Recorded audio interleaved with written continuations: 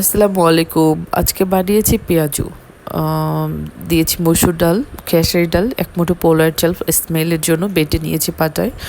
এখন দিয়ে দিচ্ছি একে একে আলু কুচি, এবং দিয়ে দিচ্ছি পেঁয়াজ কুচি এবং মরিচ কুচি, এবং এখানে দিচ্ছি একটু জিরার গুঁড়া, একটু হলুদের গুঁড়া, একটু লবণ স্বাদ মতো।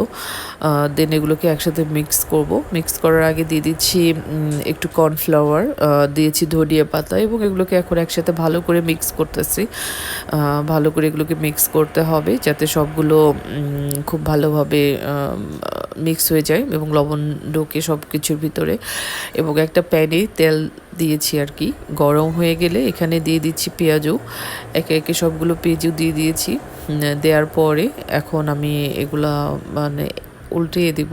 লাল হয়ে গেছে এবং সবগুলো উল্টে দিয়েছি। দেওয়ার পরে আরও ভালো করে ভেজে নিচ্ছি। একটা ফাঁকা জায়গা ছিল, আমি ওখানে আরও কিছু দিয়ে দিচ্ছি।